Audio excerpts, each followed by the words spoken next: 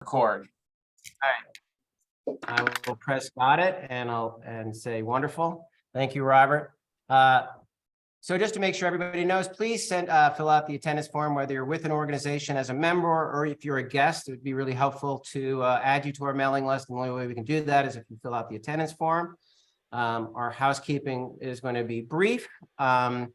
This meeting we welcome back Wendy, who hasn't been with us for a little bit, and really excited to have her back. So everybody, welcome back Wendy Pastor. Thanks so much for being here with us tonight. Also, most of this meeting is going to be discussing clean water, learning more about what the TAC does from Robert and from Carrie, because I myself was kind of unaware about the important work they do, what the limitations and what also they can do to move this water quality conversation forward. And I would also like, before we begin anywhere else, if everyone's read the wonderful minutes that were created by Michael Wiggins, if we could all not only thank him for his really great work, but also approve the minutes, and then we can move forward into our first agenda item. Do I have a motion to approve the minutes? Motion. Any recusals or abstentions? Otherwise, if anyone doesn't object, the minutes will be approved. Seeing no objections, the minutes from September 13th are approved. I'm going to hand the floor over to Robert Pirani. It's spelled incorrectly. Sorry about that, Robert. There should be an I there instead of an A. And many of the versions that went by, I kept correcting it. But Rob Pirani, and who is a advisory council member and also sits on the technical advisory committee, and he's also a leader of the River Foundation, if I have that correct, as well as Carrie Roble, his counterpart on Hudson River Park Trust, who leads the technical advisory committee from the Hudson River Park Trust point of view. I want to let them take the floor, tell us a little bit about the important work they do, so we get to kind of put everything in a framework of how much and how little input we have as being part of Hudson River Park Trust. So I'm going to go on mute, Robert, and why don't you take it over and then make an introduction to Carrie when you're done. That'd be terrific. Sure, and I'm actually going to turn it right over to Carrie, and I'll say the Piranha versus Pirani is kind of the classic mistake, Dan, so you're in good company, as you can imagine. But in any case, Carrie's going to launch, and I know Tom Fox trying to get into the meeting, so I'm going to try to help him out. Okay, thanks, Rob, and thanks, Daniel. So Carrie Roble here, VP of Estuarine Education, and I know we've talked about the TAC before, but it seems relevant to just quickly describe the TAC before Rob shares more of a member perspective. So the TAC, as you probably remember, is a body of experts that have different knowledge areas, and these knowledge areas align with the ESMP's 3 management areas. And this working group structure, it's modeled similarly after the Hudson River Estuary Program structure, or HEP structure, that Rob leads, where you have these parties filled with individuals who are experts in certain areas, helping to discuss subject area specific questions. So these specialized experts in the research and habitat enhancement area of the TAC represent organizations like Riverkeeper, Hudson River Foundation, HEP, Billion Oyster Project, but then also universities, including SUNY Stony Brook, CUNY is part of our TAC, Brooklyn College, Columbia's Lamont Doherty, Earth Observatory, and then also government agencies. And these individuals collectively helped us to shape the updated ESMP action agenda, which you've all seen. But we also discuss current scientific questions, and we rely on them for this technical expertise. And so just to kind of root this in an example with the Tribeca Habitat Enhancement Project, which we've discussed with you before, the science TAC helped us to develop those foundational research questions. They helped to inform the monitoring plan that's ongoing for the next 5 years. But they really were key in the design concept. So they shared recommendations on the density of structures and the depth of structures and the orientation because they were all being informed by past work in the region from up at Tappan Zee Bridge to Soundview, and they came to the table with that background. And then related to Pier 98, members of the Science TAC have begun considering how to most productively inform this science-based discussion on discharge impacts. And we plan to host a meeting later this month with our Science TAC to dig into that and to consider what questions should we prioritize as we look ahead in this next action agenda. So I'm going to turn it over to Rob now. And yeah, happy to share more if there's questions. Yeah, just to- before go Rob, ahead. before we start, does anybody have any questions for Carrie? Or Rob, we could take the questions afterwards. Yeah, Maybe that well, makes- I'll do my bit and then because it might answer some questions anyway. Or it might.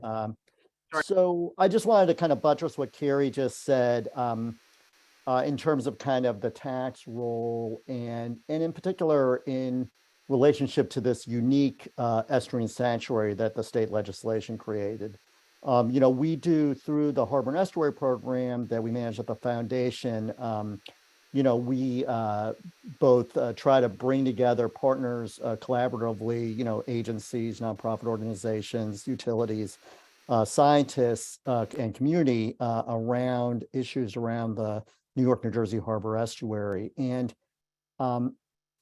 alone among all the places in that estuary, the sanctuary is like the only designated site where there's this kind of combination of public stewardship and habitat enhancement and a research focus.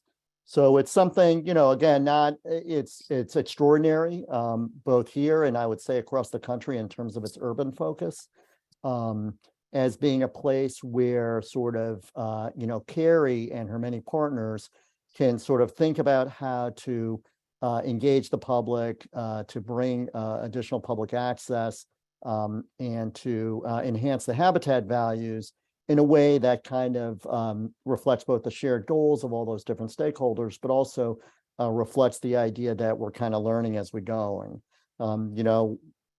In urban estuaries like the Harbor Estuary and like the west side of Manhattan, it's this is not traditional conservation. It's not something that has decades or hundreds of years of management experience to build on. And I think the ESMP, through the efforts of the trust staff and DEC staff, as well as the advisory council, has tried to come up with a framework that allows for kind of an iterative approach and adaptive management. I think we, in terms of the foundation, we've always kind of stressed the need to make sure that it's real, that there's resources behind the adaptive management, and that there are appropriate investments made in that enhancement. We've actually contributed to some of the research that goes on there. But what's clear is that I think the ESMP reflects that the only way to do this work really, which is through this adaptive management approach. And then the last thing I'll say, and just kind of maybe teasing towards the next discussion, is I think discharges have always been a focus of the ESMP and the TAC in terms of understanding how discharges, whether it's a combined sewer overflow or now the focus on the Con Ed discharges, and water quality in general, what does that mean in terms of habitat enhancement? What does that mean in terms of public access? And I think it's sort of, again, this kind of adaptive management approach is an appropriate way to tackle those issues as well. Thank you so much for that great summary. If you'd like to raise your hand, if anyone has any questions for Carrie or for Rob, or any comments about what you just heard. I don't see any hands. Oops, I see a hand, and then I see, yes, Graham, you have the floor. Hey, Graham Birchall, Downtown Boathouse here. I just really want to bring up this issue of monitoring, when the really touchy subject is not the Con Ed stuff, if there is anything, and it is a heat exchanger, so that's dubious, but the cruise ship dumpings of sulfuric acid into the harbor, I just can't find anything about that It is clearly occurring. It is floating into the park. It is supposedly millions of tons a year, but there is no data from anybody on it. And so I would like the trust to just get some data and share it with the people who use the harbor. Can the trust respond to that request? Graham, you and I have talked about this before, and I'll let Carrie do this, but you know, I know how much research you do, and you're saying that you haven't found anything. Right. We're perfectly happy to ask around as well, but you know, I don't think that since we don't operate cruise ships ourselves, that it will automatically be easy for us to just produce such data. And I just want everyone here to hear that from me directly. I'm happy to ask a question, but honestly, this may be something that is not so readily easy for us to do either. All right, no, I get that. One concern here, of course, is that I feel like maybe Con Ed is getting the heat for pollution that might be coming from somewhere else. That wouldn't be clear. But okay, Graham, yeah. the trust has been proactive. They have read our letter and they have reached out to the DEC. Okay. And I've been told that they will actually attend one of our meetings in the future. Thank you very much, Robert, for passing that on. So I think that might be a really good question to maybe pose, and maybe I can even send it to them ahead of time once that meeting is scheduled. That would be great. Thanks so much. Thanks, Daniel. Yeah, I mean, DEC, I think when your letter is formal and it makes it clear that DEC is invited and requested to come to a meeting, I think that that will help expedite that. Yes, well, so now, if we don't see any other questions about the Technical Advisory Committee, any other questions? I'm going to move on to the next agenda item, which is the letter that was drafted by a number of different folks on the Advisory Council.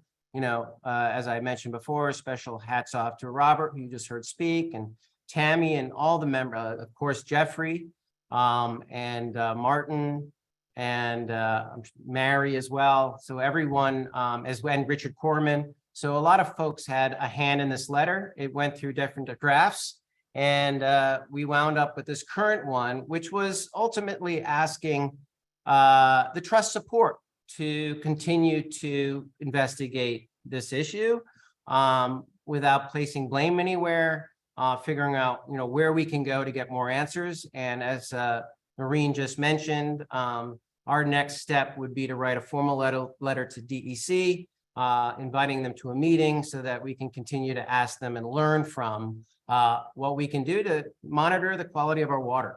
So hopefully everyone's had an opportunity to read the letter. And if anyone has any comments regarding the letter, now would be a good time to talk about it. And we'll see what the temperature is to revise it, if at all. Otherwise, I would put a motion on the floor to approve the letter, hopefully unanimously, and then go to the next steps, which is what Noreen and Robert are recommending. I make a motion. Oh, I see Tom has his hand up. All right. I recognize Tom Fox. You're on mute, I think, Tom.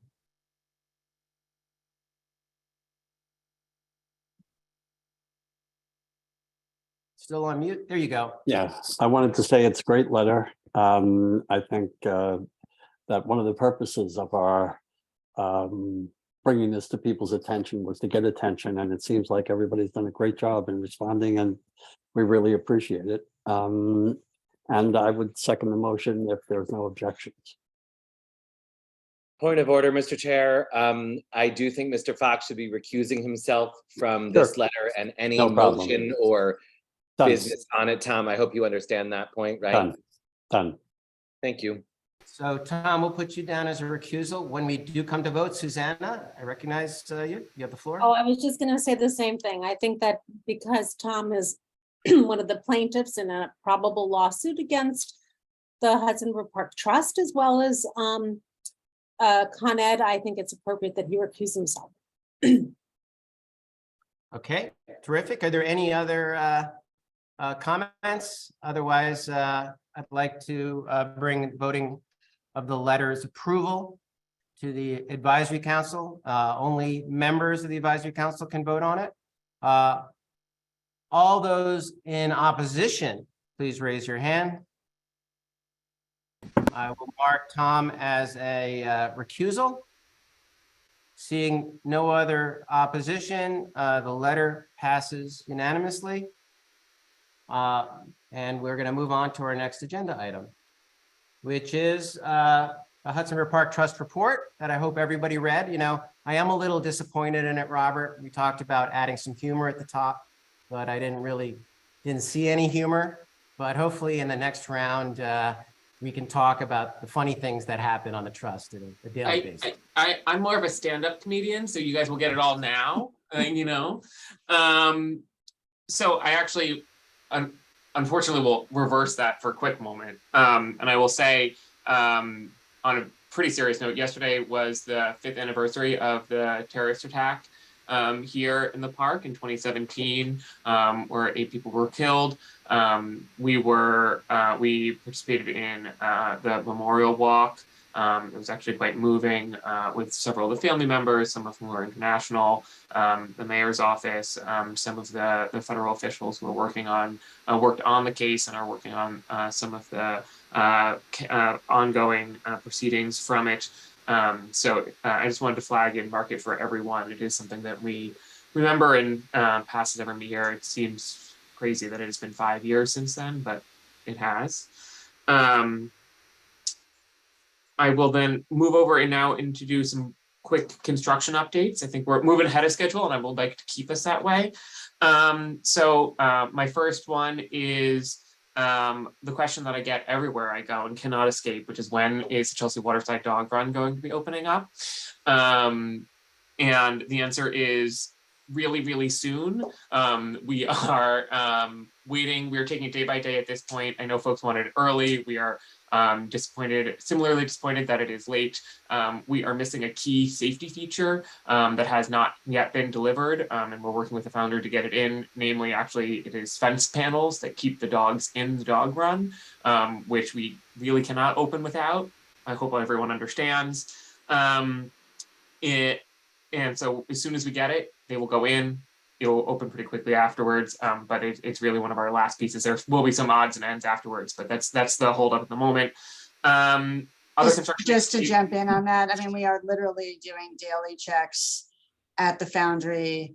Foundry has COVID. Now the person who did the check at the foundry has COVID. It is a high priority for us. We know it's important to many people. Yes. Other construction there is going well. The building is progressing. The field, the new athletic field is actually, the construction for it should begin, or it has been going, but the installation should begin this month, which will be a pretty visible marker for a lot of folks. And there we did have, since we last met, an incident at the playground, although Rob Rodriguez will talk about that since it's a little bit more of an operations and less of a construction item. Our crosswalk here just south of Pier 40 is almost complete. We're really glad that folks have been able to keep to the schedule. If you have gone by and see, the plantings actually look quite good. So we are happy with it. It's moving along, and hopefully that will wrap up soon. Similarly, the tennis courts, which are just south, the paving we're expecting to begin shortly. We think the temperature has changed fast enough that we are not going to be able to do the coating this season before the winter season. So we will be doing it, have to close temporarily in the spring. The courts can reopen, they will be asphalt coats, and then we'll just come back and do that coating when the weather is warmer, because it is weather sensitive work. It needs to be above 50 degrees, I'm told, for the entire time.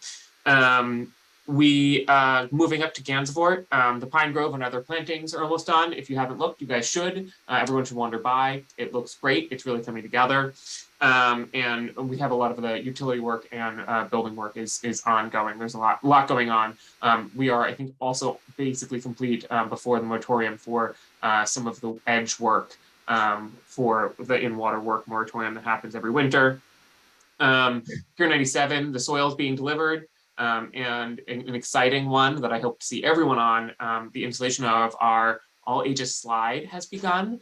I'm personally looking forward to using it, and when it's opening, you all will be forced to for photographs. Jumping back down south, our board approved 2 items at our last board meeting. One is the selection of Sage and Coombe, which is a local Tribeca forum, as the lead design for the estuarium, which is super exciting. I will remind everyone that our RFP has a significant portion, as we've talked about before, of community outreach, and we're hoping to actually, we are still in process on signing the contracts and getting them on board, and we're looking forward to bringing them, I think, to CB1 in December to start the introduction for the team, and we'll talk about when we can do that similarly with the advisory council here. And then also our board approved the construction contract for the science play area, which is also super exciting. We expect construction for that to actually begin and by the end of the year. On that one, I will flag, we are very happy. I would like to send a thanks to Hudson River Park Friends in particular, which is fundraised for this, as well as Borough President Levine and Councilmember Marte, who have helped provide some additional funding to make sure that we are covering all the costs for it. It's going to be a great addition to a heavily used area of the park.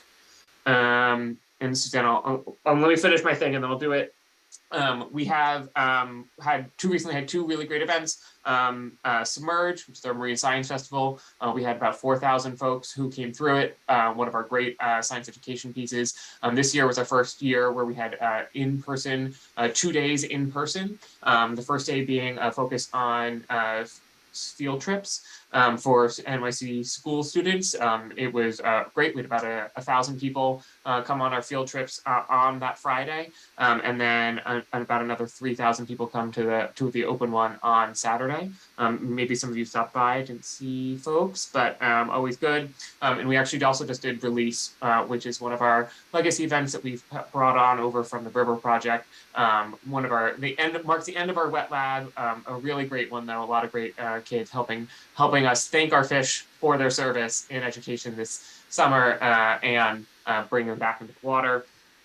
And just as an education overview, as we're on this one, we've had so far this season, I think we've had about 6,000 kids. This is not including Submerge.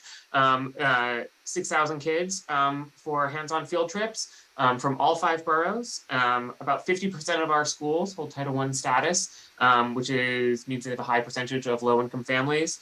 And we've waived about 78% of our program fees for either Title I groups or groups with demonstrated need who have come on our field trips. Something that this is one of our pieces that I think not a lot of folks know, the volume of kids we have and the volume of education that we do. It's something that we are actually quite proud of. And so I think last time I did a general programming overview, so this time education. We've had another great event in New York City Food and Wine. I don't know if folks saw it. It's one of our major repeat events up at 76,000 people, a good one.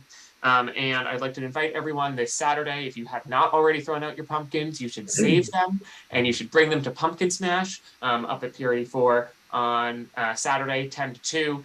It's a really great way where we help educate kids about our compost and how to compost while getting to destroy some pumpkins. And if you have already thrown your out, we have managed to recruit some from some folks, some spares from displays. Thank you, Jeffrey, and Meatpacking, and some of their other folks for their donation. I personally did not have a pumpkin this year, so I will be using one of those, but everyone else will have spares. And so that's my piece. I know we have some additional updates, and so I want to call up Rod, our EVP of Operations, Rob Rodriguez, to talk about it from the operation things that we've done in the past a little bit. Rob? Sure. Thank you, Robert. Good evening, everyone. Chelsea Waterside Park, Robert had mentioned that, the playground there. We had some vandalism there on September 24th, some damage, and whoever got in there really did a number there. They ripped out some of the wood boards, floorboards of the decking, some of the railing. It was a bit of a mess there. We had to immediately close the playground. Our facilities team took about a couple of weeks to order some lumber and to get it get it cut to size and all of that, and try to make those repairs. The large slide is still closed and will remain closed. We're waiting for some manufacturer repairs that are ongoing. Monstrum, the company that will do the repair for the large slide. We're trying to coordinate that now, but you know, that's a big one. They're overseas, and there's a lot of work that has to go into manufacturing that. But the playground is open. The rest of the elements are open. The landscaping there, the seating, the sandbox, it's all there for children to enjoy. Another item, Pier 25.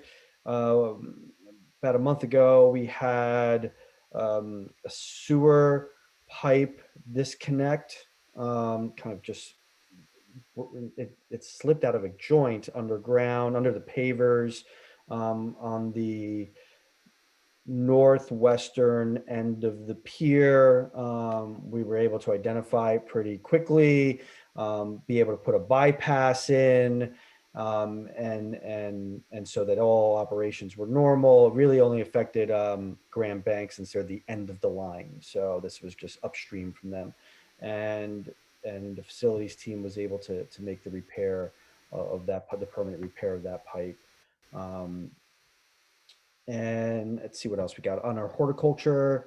We had about 23 new trees that were planted in the park, not including all the trees related to construction, just new trees through some funding from our friends group and the One Tree Planting Program. About 11 trees went in the Tribeca area, 12 trees in the Habitat area, which is 26th to 29th Street. So that's good news. Ongoing still volunteer events, a lot of corporations, a lot of groups that are coming out. Obviously, our community gardeners are still working. We're trying to get things ready for winter at this point.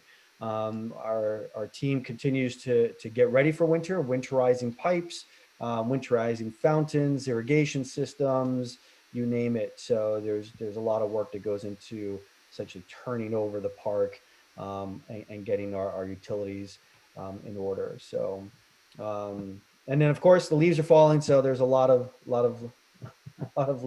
leaf gathering and blowers and rakes. They're happening. So we do have some public safety updates, and Chris McGann will update on that. So Robert, if that's a good segue, I can turn it over to Chris.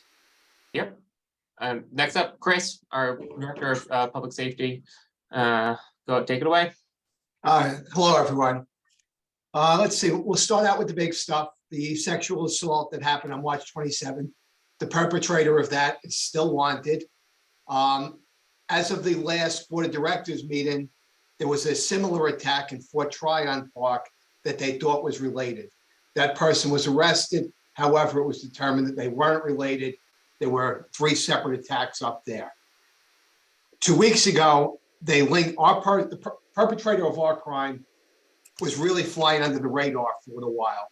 But a few weeks ago, 2 weeks ago, they determined on October 6th, he committed a similar robbery, sexual assault on the east side of Manhattan at 37th Street and FDR Drive. They have a picture of him after that. They're actively looking for him. I speak to Detective Stock regularly about this from Special Victims. The search goes on for him. We immediately redistributed the photo to all of our PEP officers. They had it. We're on the lookout for him. I don't know if he'll come back. He kept a real low profile, but we're on the lookout for him. And if I get any updates on that, I will send that out right away. Some of you may have seen, there was a posters throughout the park that the first precinct was looking for someone, information regarding a sexual assault and groping that occurred at Harrison Street, and the perpetrator fled through the park. That was early in the summer, spring, and that person was not actually wanted for that. They were just looking for information. We were well aware of that. The photo that they used was actually the video that we provided them. We provided them most of the information on that. And Unfortunately, the victim of that was out of town at the time, so I don't know. It was delayed, there wasn't an ID, so right now they're looking for more information. We saw that person around the park regularly early in the summer. He hasn't been around since. Let's see, we'll go on here. I know this is going to come up later with Dusk and Raymond and some of the thefts we have, but we are aware of it. With the increased use of the fields over the summer, so did the thefts went up. There was a one individual that was arrested for committing 6 grand larcenies at the Pier 40. This arrest was made by the 6th precinct with video that we provided. We pretty much found this person, found his MO, were able to spot it, compile all the video, provide it to them. They were able to put together cases on the 6 separate reports, and they arrested him on October 11th. On October 16th, after he was released, he came back and committed another one, which we picked up on video, and we notified the 6th precinct, hey, we have another. And like, you kidding, we just arrested him out. We said no. I spoke to Officer Miller from the detective squad the other day, provided him the additional information. There's now a warrant out for him, so they'll either pick him up when they see him or when he goes back for his next court appearance for the 6 prior grand larcenies, they'll rearrest him then. That person, again, that was someone we spotted, we've been watching for. He's stealthy, we're working on it. As you know, we'll bring it up later with Raymond, but Raymond was another one that came around and did petty thefts at the Pier 40, and that's what keeps these guys coming around. Easy targets, quick money, they keep coming back. Let's see. Again, with that, we're trying to remind all users of the field to protect their valuables. We've taken a very proactive stance on that. We're walking around when we see unprotected items. We notify people, we're speaking to them. We're speaking to coaches, to teachers, to the people themselves. Again, if we can really reduce the thefts, we can reduce some of these petty thieves that come around if we make it a stronger target. Let's see what else we got here. On October 3rd, we participated in a conference call with Dusk, addressing some of these issues. Then we can work out together. We still speak to them regularly about stuff. And I'm sure it's going to come up later. Some of the other experiences we've had over the summer, the park's 4 miles along water. I know this has come up with some of the public safety committee before. We have 33 life rings that we try to maintain. We're actually looking to expand that. But in the last few months, we purchased additional, we are losing life rings. On multiple occasions, I guess like graffiti and criminal mischief and other forms, they come in, one person sees it, it tends to be a trend for a few months. Well, the life rings became a trend and people regularly take them out and throw them in the water. We had one person in June that marched down the path. I think he threw 11 to 12 life rings into the water, just as he walked straight down from Pier 57 to the end of the park. We check the life rings at a minimum once a week. They're replaced as soon as they go. It's maintenance. On October 30th, just 2 nights ago, there were a group of kids on bicycles, ages 12 to 17, 18 years old, riding through the park on the Esplanade, harassing people, took the life rings out, threw them on the lawn. At least they threw them on the lawn and not the water, so we were able to recover them and reinstall them. What else we got? That's it. On Tuesday, October 5th, I participated in the mayor's town hall meeting, met with other people in the area. Pretty much everyone had a lot of the same concerns regarding crime, homelessness, quality of life conditions, some of the things that can be done to help some of the great difficulties that, the city faces in addressing these things. And I think that's about it for tonight. Can I Thank you, jump in Chris. for 1 second? I think it's in the report. There were 300 and something hours of work this summer cleaning graffiti, right, Rob? Yeah, yes, that's correct. Yeah. Graffiti is an ongoing issue for us. So, I just think that's an example of the kind of work that the staff is doing. And you can't plan for that in advance. You don't know when it's going to hit. You don't know when it's going to happen. Right. But that happened a lot this summer. There was a lot of vandalism this summer. And depressingly, I will say that one of the things that was vandalized was the brand new bottle that we had just restored offsite. Kids stood on top, kicked the glass in, intentionally with equipment, kicked the glass in, damaged it again. We were able to repair it on site, but there's constant stuff like that. You may not see it all the time because we think mostly the park looks pretty good most of the time, but this is a lot of effort. Just if I could touch on the graffiti too, and we need help from everyone. Like the Pier 25, we catch some of this graffiti on our video cameras. It's happening not very late at night. It's usually very young kids. 10 o'clock at night, there's people walking up the Esplanade. They see it happening. No one calls. The other day, there was someone older that did the graffiti, maybe 17 years old. It was 3:30 in the afternoon. There were people in the skate park with their children. There were people walking by. Everyone saw it. Nobody called in. Like, we really, whatever, we need help. Okay, thank you. I think we have some Q&A, so I'm gonna do Susanna and then Tammy. I have two questions. Is that all right, Daniel? Sorry. If you don't mind, I'm gonna go ahead and direct the questions. I have my questions myself, but I'm gonna go ahead and call on Susanna. Oh, you sure? Okay, two questions. One, the vandalism, is there a certain area of the park where those tend to be concentrated? Or are they just diffused? So there's been a notable, there's been a lot of tagging near the Tribeca Skate Park as Okay. one definite hotspot for graffiti in particular. Other things I think are more dispersed I think. Thank you. And the other question I have goes way back to the beginning of your presentation about the estuarium. Can you tell me where the funding of that stands? Sure. We are basically paying for the design ourselves, the trust. We are saving the funds that we have for construction.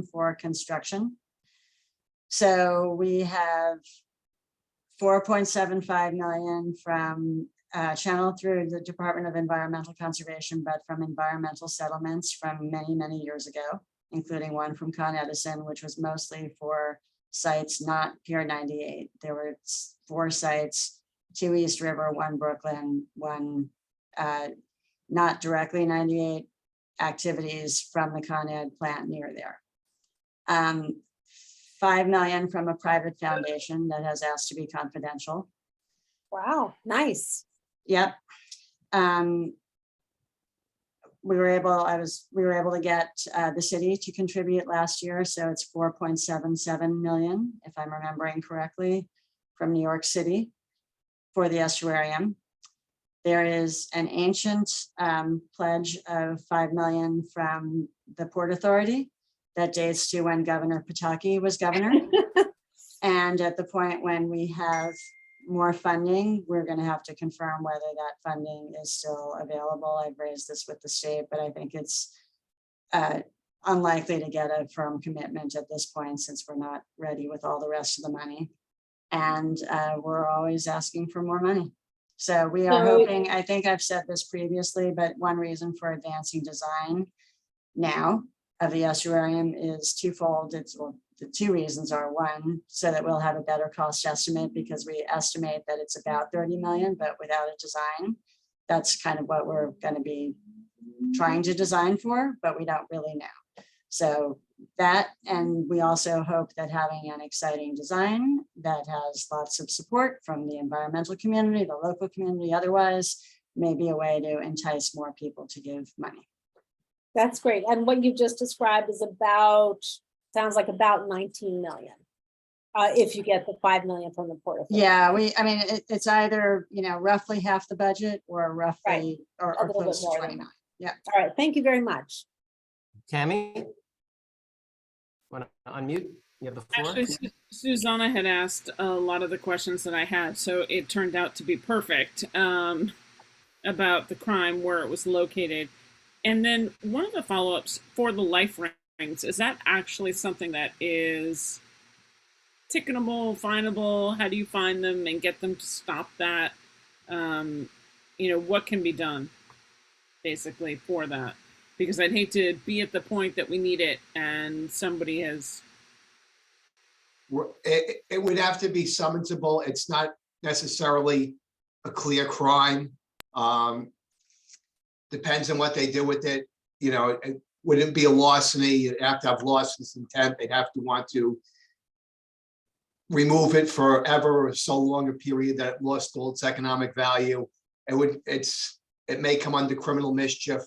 But for the most part, we just try to stop it. We haven't caught anyone in the act that wasn't a emotionally disturbed person. Okay, thanks. Mary? Okay, I'm unmuted.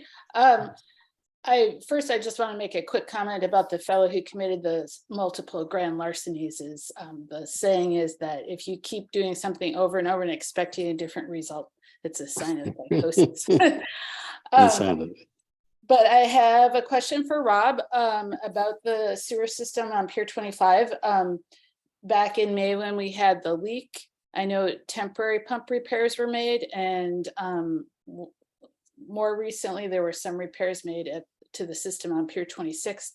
And I checked in and heard that you were still awaiting parts for the Pier 25 pumps for permanent repairs. Is that still the case? That is still the case. I think we've got most of everything that we need. There's just a couple components that we're still waiting for.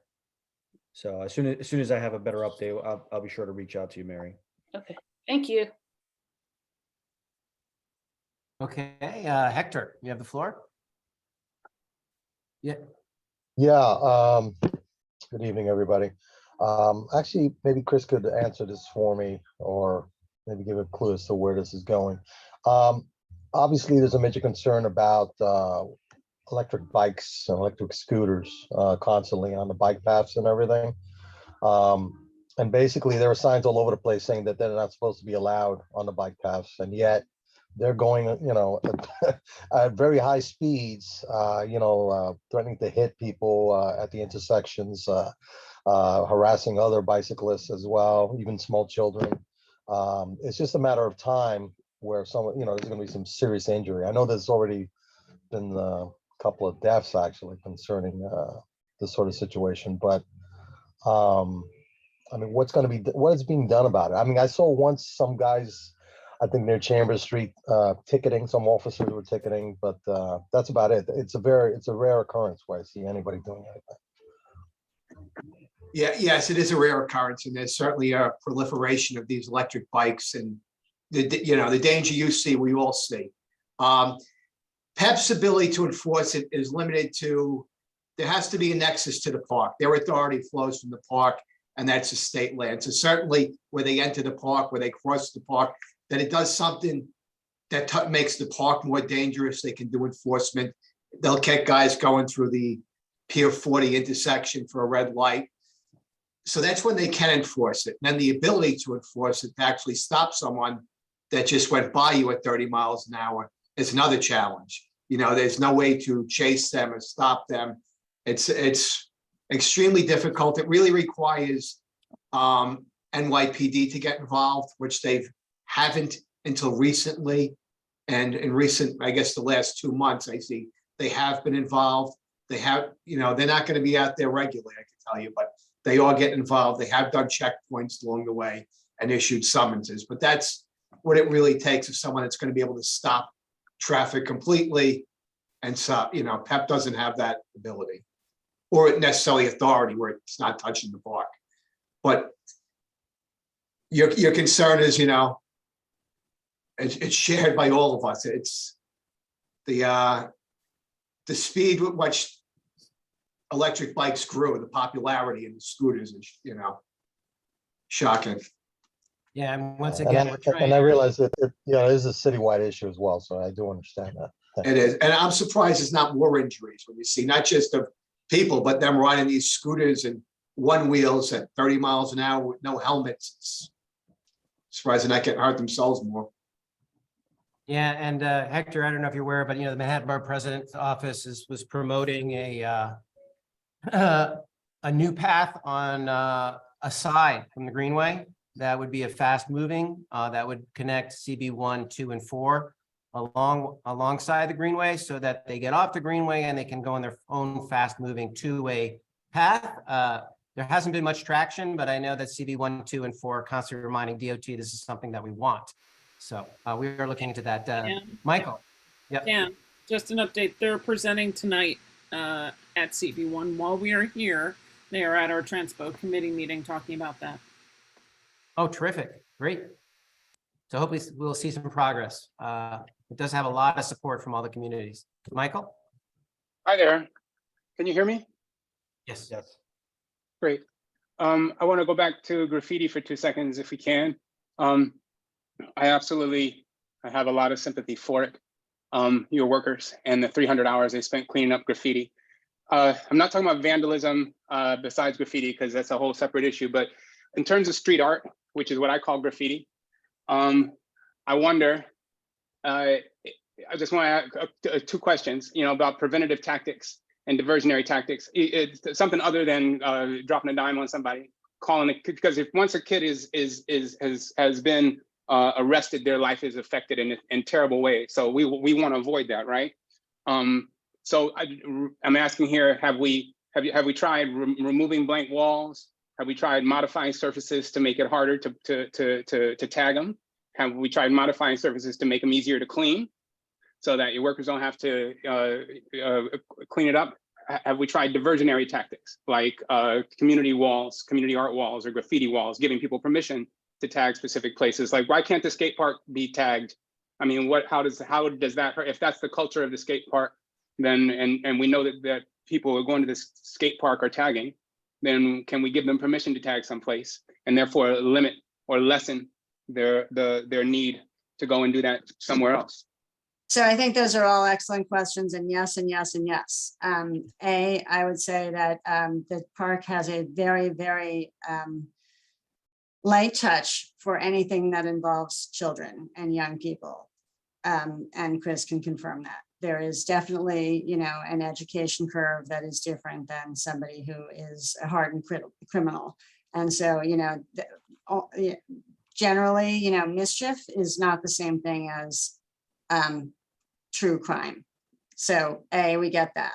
And education is always kind of the first priority. B, we're not necessarily saying at all that the skaters are the people that are doing the graffiti in that case. I think that in a lot of cases, the places that are being tagged, it's the challenge of climbing to the places that are being tagged and the victory that ensues after someone has climbed to the place where that's being tagged, and not just the tagging in its own right. So I don't think this is the same as a community art wall. I think this is like a challenge. And yes, we have modified, are trying to further modify design, but these are hard things to do in some cases, including that you don't want to put up barbed wire and other things that are clearly other bad deterrents to the general public or the messaging of welcome that we're trying to convey. So sensitive design that actually succeeds in deterring, behavior or targeting it for a place where you want it is not snap your fingers and achieve it, but we are looking at a couple of particular spots. Thank you, Noreen. I think your answer is, as usual, your answer confirms that the values are, really it's values operation. So I love that you're paying attention to. Yeah, to the I young love your person's questions. reality. I think it's important to keep perspective that it's not all about enforcement. Yeah, I think that in terms of how can we help, restricting use of the space, of course, is impossible. But one of the ways that we can help, besides when we see it happening, to say something, is wherever we are involved or wherever we're connected to a school or a community or a business, we can remind people of the rules. Like, if you're under a certain age, they're not supposed to be selling you certain things that would allow you to tag. Like, so if business people in the neighborhood, if they're selling stuff that kids tag with, they should be reminded it's against the law to do that, right? And also that if they're attached to a place where an art teacher or something, people do need other outlets. So rather than calling the cops. I think the things that people can feel motivated to do are to just tend to the community. Kids are doing this for a reason, you know, so anything we can create to provide an opportunity to lessen the chance outside by enforcing community norms outside, I think is an action that you can take. Anyway, thank you very much. I appreciate it. Thanks, Chris, for keeping the park clean and beautiful. Thank you. If I could just add on that. So if they do call us, graffiti isn't even, it's been decriminalized. It's only a summons now. And people under 16 can't even get summons. And the odds of us getting the kid that's on the roof is even smaller. But nonetheless, we want to stop it. And all those things you said are great ideas. And the other thing I'd add is it's important to get it cleaned up as soon as you can so that they don't get to come and brag about it and show it to everyone. That kind of takes away, you know, incentivize it. I feel close to that. Thank you. Thanks, Graham. Yeah, just on the subject of graffiti first, there's some on the Pier 26 boathouse. It's been there for a while. Is there a process we can do to expedite this? What side of the boathouse is it on? The public, the land side, fairly small by the vending machine. Okay. But it's been there for, I think, 3 weeks. Okay, we'll take a look. Do you Graham, want it? always, if you notice that, you don't have to wait for this sort of thing. I think Rashi's your with the tenant coordinator. You can always shoot us an email, and we will always try to take a look, try to keep eyes on it. We'll do Sometimes that. taking a photo and just emailing one of us or texting one of us. Well, you know, the annoying thing was at the same day that the NYPD put their posters up, and I wasn't sure if they were graffiti either, because it wasn't obvious that they were legitimate posters. In fact, I confess I ripped it down because I thought it would be an invitation to graffiti. If the NYPD wants to put up posters, they should really ask us, and we'll make it look proper. Maybe the trust can put up notice boards or something, but that didn't help, I feel. Other thing was just a reminder, Rob, about the sewer leaks on either 25 or 26. We just want to be informed right away, because otherwise we're putting children in boats. They're all getting wet. And I know it might be a minute quantity. The tide might be going the other way. You might fix it within the hour, but that's not just the sort of way people think.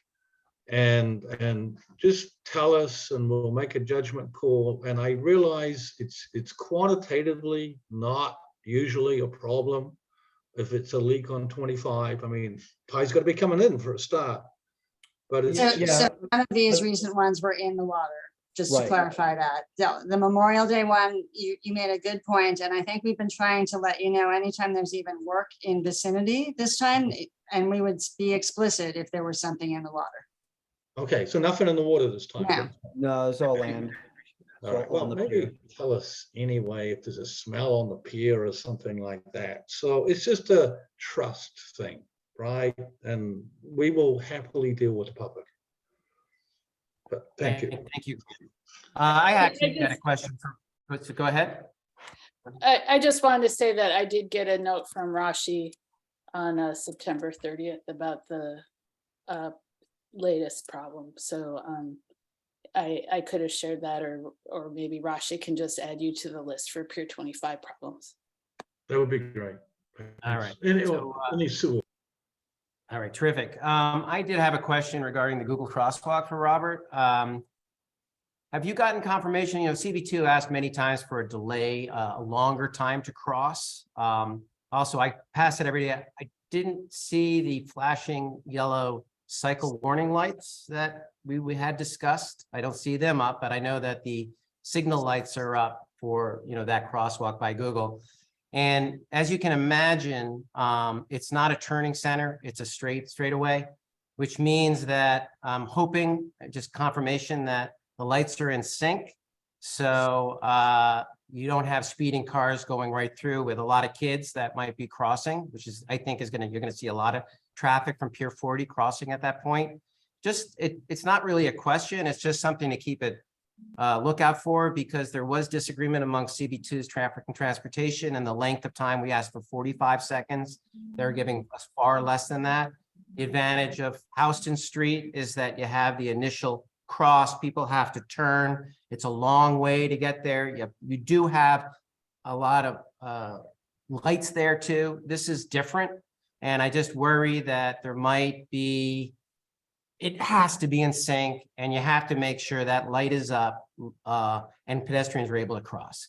So it's kind of untested. And then the same thing with the cycles and this that Hector was talking about, going 40 miles an hour down the bike lane without warnings that people are going to be crossing there. It's just it's a disaster that could happen, and just want to make sure that we're all thinking about it. It's a good flag. I think when Robert said that the work is done, I think that we're almost done. I think that's on our side of the road. And I Yes. don't think that relates to the full project, which is continuing, I believe, through the winter. So whatever is there now may not be what's there in a few months. I don't think we've gotten an update on that issue, and I don't think they have to give us an update, but we can try to figure it out, Daniel. But I mean, Yeah. if anyone's at CB2, like any DOT, it's a good question for them too. I know we've raised the CB2's concern about the crosswalk timing again with state DOT. Ultimately, as we've talked about many a time, like it is not something that we set. So we have raised it, we've shared the concern, we've noted it for them. And I know you guys had a lot of conversation about it. So Yeah, they're coming to talk about meatpacking and signal timing, and we'll see their plans. And so the Yeah. brass will be there, and we'll be sure to bring it up again. But thank And you. I will note, we do have other places in the park where we have crosswalks that go across that don't otherwise have a traffic light for it. So we have a number of them, particularly north of the CB2 area, where you are not crossing, where pedestrians are coming across without a stoplight for bikes, and it works mostly. They agreed with it. It's actually in our resolution. They approved it. So maybe it's going to be coming, but that's on your side. Yeah. Right. Okay, Lynn, question? Yes, hi. I'd like to just ask about whether records are kept for the number of like actual collisions or accidents on the bike path. And the reason for me, since we're talking about it too, is that I saw something on a social media thing of next door about somebody that had an accident on an electric scooter on the bike path. And there was a whole bunch of back and forth, like, yes, it's illegal. No, it's not legal. And even though we think that there's all this, knowledge and signs that you're not supposed to have them on the bike path, I kind of feel like maybe there's got to be some kind of real big public campaign about the illegality and more disincentives to use them. But also, I know a lot of people that will not ride their bikes south of 23rd Street because of the, situation with the traffic. So what kind of records are being kept about collisions, and is there an update on traffic calming with bikes and people? It's not our property, and we keep a record if we find out about it, but we don't necessarily find out about it. People can call 911, they can just right away, they can, work it out themselves. If PEP assists, we know about it. But I would say that there are not very many reports of things that we get in the scheme of things, given how many e-bikes and other things that you can see on there. So I think that as this advisory council has been discussing for many years, this is a much more macro question than just having the discussion at Hudson River Park Advisory Council meetings. It's at the community boards, it's with our elected officials, it's with the DOTs, it's with our, other leaders, it's citywide, and it's on sidewalks. I mean, I'm sure we've all been almost hit by e-bikes on sidewalks. That's clearly not supposed to happen either, right? It's a big conversation with an emerging form of transportation. So Noreen, the bike path is owned by DOT then? The State State Department of DOT. Transportation, yes. Okay. Yeah, It's And considered the- part of the highway, which is you can call the NYPD and they will respond, and we may not necessarily even know about it, much like you can get a ticket on the highway and we wouldn't know. Right, New York thank City you. Enforcement, New York State manages it, and the trust actually just maintains it. So, Tom. I just wanted to point out that I believe when we had our briefing about the highway, city DOT controls the lights and the timing of the lights, whereas state DOT controls the property itself. So we may be able to lean a little more heavily on city DOT since we all live in the city. That's it. Right. And we see them every month at our TNT meetings. Tammy. So Tom could not have teed me up any better for my next question that goes with this. So thanks, Tom. When we talk about crossings and things like that, has the trust ever done an analysis of the accessibility crossings? So the crossings that have both accessibility options for those who are blind, and it's an audible for crossing, as well as to ensure that all the buttons and everything are accessible. Has that ever been looked at? Because one of the things that does strike me as unsafe, it's one thing if you are able-bodied, right, getting across with electric vehicles coming up and down and bikes and things like that. It's a full-on another thing if you are vision or hearing impaired, because you won't see or hear them coming.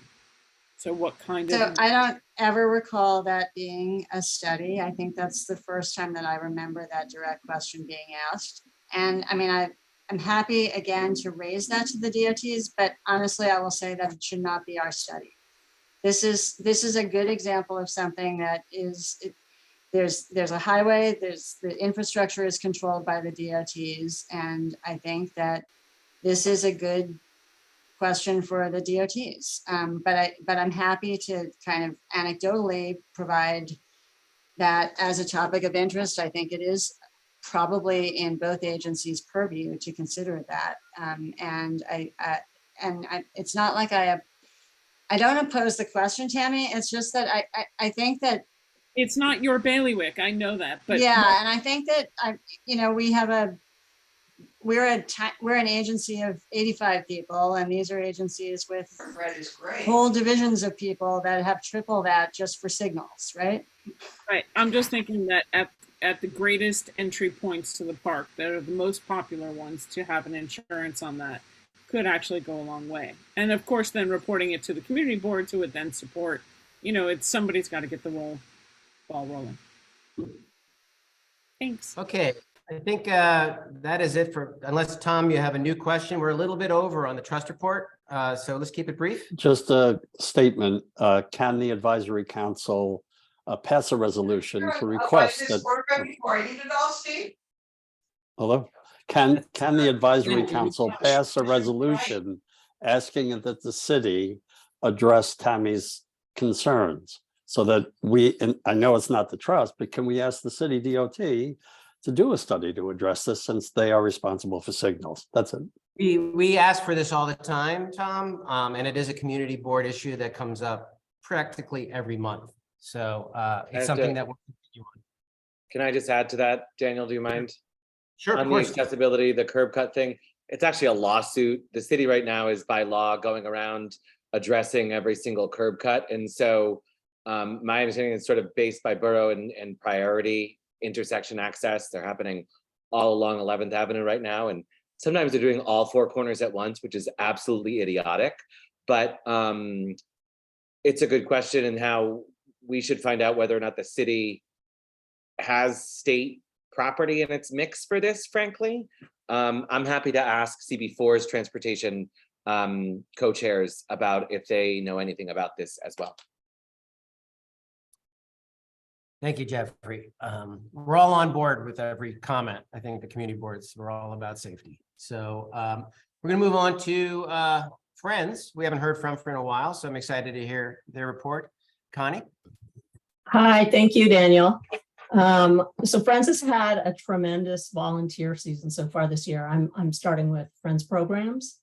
So many groups who come out and help with a combination of horticultural maintenance, riverside cleanups, composting, and oyster monitoring. Our numbers for both the volunteers and the number of events are actually higher now than before the pandemic. We think a lot of this has to do with corporate volunteering. Corporations are kind of desperate to figure out how to get people into the office. And so they are maximizing opportunities to put people together in groups for things like community service and, get people sort of psyched up about going in and seeing their colleagues and doing work that isn't necessarily the kind of work that they're doing at home. So that part has actually been good for our program.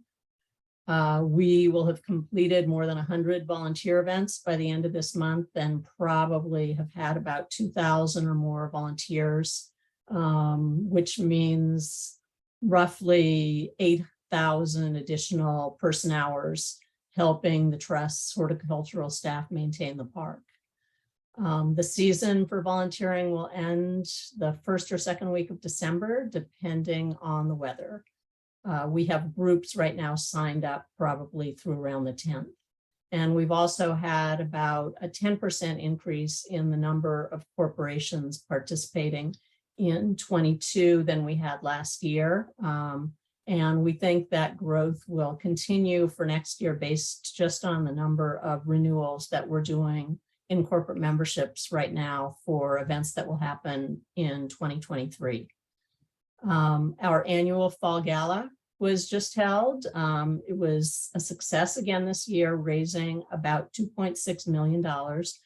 Still below where we were prior to the pandemic, but coming back slowly from what we were able to raise in 20 and 21, despite the overall reduction in seating from 100 tables, which we did prior to COVID, to now about 70. We used to have probably 950 to 1,000 people per event, and we have cut that back to more like 650. We completed our capital campaign for the Pier 26 Science Playground, and as Noreen mentioned, they have now contracted with a firm to begin that project. Friends itself has a contract with the Danish play equipment manufacturer that is already building the 2 large sturgeons that will be there. And we'll be transferring the rest of the funds soon and working on our donor recognition plaques with the Trust to incorporate into the fence design and have installed prior to playground completion. We're once again resuming our what we call Give Where You Live, small fundraisers that take place in the homes of various donors. These small house parties are the last of our fundraisers to return post dropping of COVID regulations. The gala we were able to start doing before, and our outdoor events obviously were easier to do, getting people to open up their homes to, crowds of maybe 30 to 50 people with COVID still lingering has been a little bit harder to manage. We're also participating now in a sports and athletic group with our development committee. So the beginning of that, we have secured bibs for the New York Marathon, for the half marathon, and for the 5-borough bike tour. And this allows people who participate under a team Hudson River Park jersey with their bibs to raise money for the park at the same time as they are riding or running or walking in their event. We also have a charity ride coming up at the Soul Cycle in Hudson Yards, and we'll be holding our annual Barktoberfest late this month at the Pier 84 Dog Run. Friends is working right now with the Trust on its 2023 sponsorship for the Performing Arts Series, signature events like Blues Barbecue and Submerge, the Healthy on the Hudson Fitness Program, among other activities. And this year we'll be able to send an additional $800,000 to support the park's seasonal event series. Finally, in answer to the question that got asked a little while ago about the estuarium, Friends is going to have a capital budget request of $15 million in to the state for next year's budget, and is in the process of working with the local elected officials' offices to support that request. It's too early to send it in now, but that will be something that we're looking for from the state in the next capital budget. And that's it. Any questions for Connie? Seeing no questions, we're going to move on to our next agenda item, which is my background. Which is Hey, Dan, just one quick question for Connie. Richard, of course. Yeah, Connie, just to clarify, were you saying just then that that the 15 million was a request for the estuarium that you're considering, or was that estuarium just a part of that? No, that was for the estuarium. That would hopefully be able to make up the remainder of what the trust doesn't have already. That is such great news. Thank you. Well, thanks so much, Connie, for giving us a report. It's been a while and look forward to hearing more about your great work over the next few months. Thanks, Daniel. Is there another hand up? Oh, no, that's Richard's still hand up. He's just left his screen. So behind me is Pier 33 and Pier 34. 34 being on the north side. It's just about across from Spring Street. And this is just a conversation to kind of begin to think about how best to approach this half acre of open space. And Tom Fox is going to provide a little background, but this will probably, the end result will probably be result in a letter, as advice was given to me by the trust, to ask Port Authority to come to the table and talk to about their security concerns and how we might be able to address those and at the same time open it up. So I'm going to share my screen, some pictures that, oops, I need permission, if you don't mind, Robert, to share my screen. Host disabled participant screen sharing.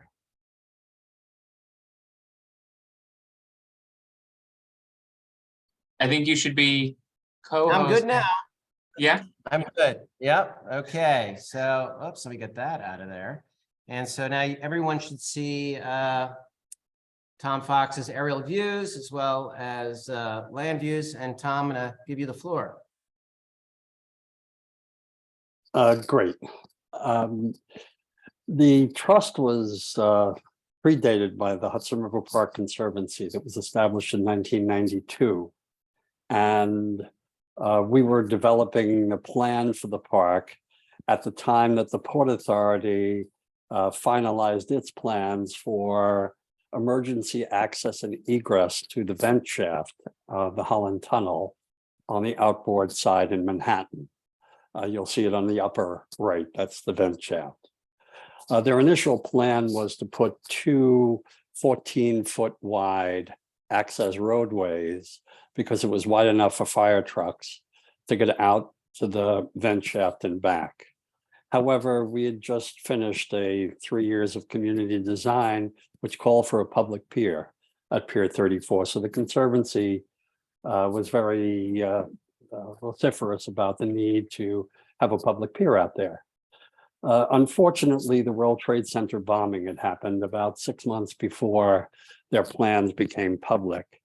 And it even stiffened their resolve to make sure that no terrorists could get to the vent shaft. If you look at the upper right, you'll see the vent shaft. It's surrounded by a moat that's about 15 feet wide with a curved steel spiked fence. The two roadways that go out, which you'll see to your left, are made theoretically so that vehicles can access one of the finger piers and then egress through the other finger pier in a time of emergency. One of the concerns is that people had found out with the Avianca aircraft that a single roadway restricts vehicle access. So the two roadways were desirable from their perspective and from ours. And in addition, they protect the tunnel tubes, which are close to the surface of that area, from errant vessels. There was a concern about security, and state DOT had jurisdiction of the property at the time. So they decided to divide the baby, so to speak. The south finger pier, which you see on the lower left, would be appointed with lighting and benches and a fence that would preclude children from accessing the water. And the North Finger Pier would be used exclusively for the Port Authority for a 5-year period while the State Department of Transportation still had jurisdiction. The plan was for the property to become part of the Hudson River Park, and basically the commissioner punted and said, we'll just leave it like this for the next 5 years. The Port Authority understood when I explained, I went up in the vent shaft actually to see the condition. I was the president back then, and a terrorist would more likely park a van on Washington Street next to the inboard vent shaft, or drive a van through the tunnel and explode it on leaving. So there have been public events on the South Finger Pier. There have been movies projected on the south vent, on the vent shaft. And 27 years it's been open and there's been no public concern. So the thought was maybe it's time for the trust and the advisory council to try and work with the Port Authority to consider opening the North Finger Pier to the public. One of the thoughts that came from that was that fishers don't have a very good dedicated place in the park, and they're constantly competing with active and passive recreation, which can create some sort of a public safety issue when they're casting and things like that. So dedicating the North Finger Pier as a fisheries pier, or primarily as a fisheries pier, would have several benefits. One would be enhanced public safety. Two would be the trust could educate fishers better as to conservation techniques for catch and release fishers, like circular hooks. And they could also educate the people who are catching to consume about the limits of consuming Hudson River fish species in this particular area. So that's the genesis of it. And Daniel is with the community board too. And the most appropriate thing is for CB2 and the trust and us to work together and see what we can do. That's it.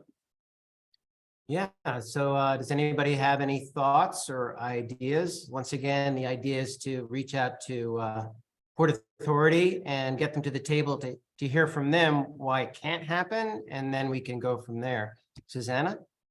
I'd be interested in knowing what the trust thinks about this idea. So I think, and I shared some of this with Daniel, and Noreen, you can feel free to cut in over me at any point. So the right now, as I understand it, the Port Authority has continuing use rights for the North Finger Pier for as long as operationally necessary is the phrasing.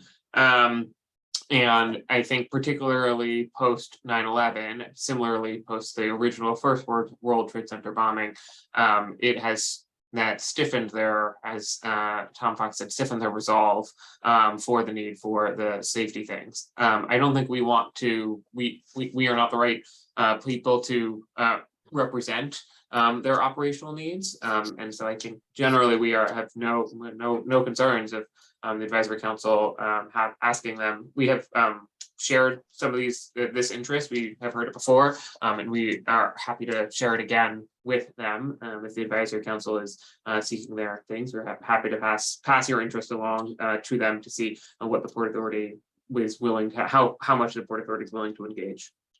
I'll just add that before leaping to the fishing discussion, I think that there does need to be some planning discussion with respect to the boat uses that happen on the north side of Pier 40. Currently, if you are a boater there, I believe that if you get too close to the north side of Pier 34, an anonymous voice barks out at you and tells you to back away because they do actually monitor this area.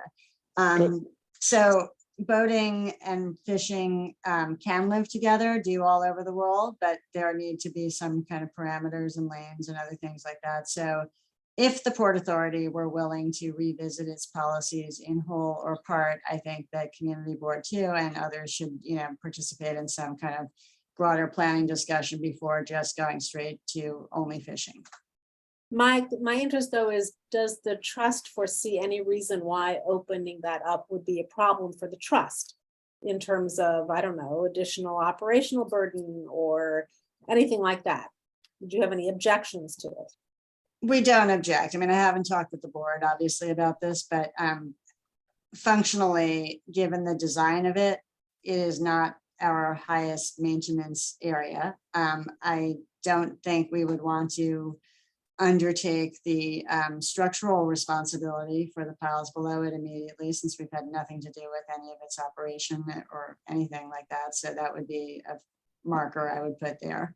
But in any case, exploring more public open space is a nice topic, and I don't think that this would kill us operationally. Thank you very much. That's very helpful. Deborah? I just, because we we have our public rowing in the cove there. So this would affect us at Village Community Boathouse. I'm all in favor of fishing. A lot of fishing happens on the south walkway of 40. So, and boats and fishermen can live together. I'm just pointing it out. Thank you, Deborah. I think also you have the option to go in between the two, 33 and 34 as well, depending on where the tide is. It wouldn't have to be casting out. I've actually been hooked by a fisherman off of the Finger Pier, coming around Pier 40. And I've also been bullhorned because I was within 100 feet trying to navigate a very fast flowing river, who in the Port Authority officer just seemed to really enjoy me suffering. So anyway, I look forward to getting Port I'm glad Authority. it wasn't just me, Daniel. Yes. I'm like, what do you expect? I'm paddling as fast as I can. I'm just not moving anywhere. But thank you, Deborah, for your concerns. Graham.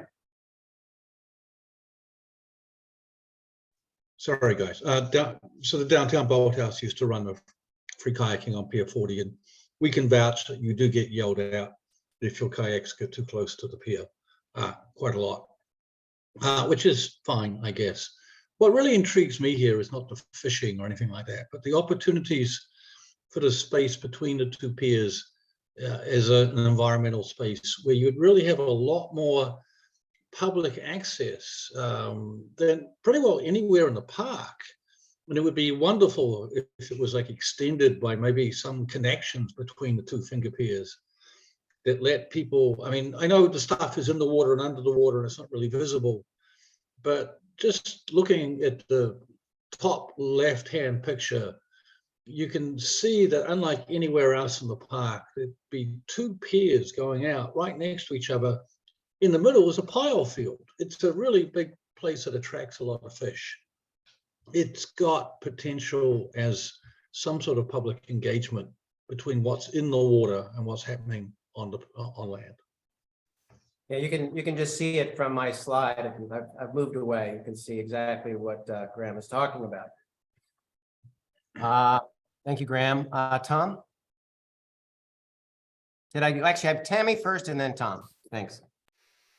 Actually, I was wondering what kind of uses we could envision there that go well beyond. I mean, we know that there's a need for the boats and more human-powered boat and access to the water. That would be great.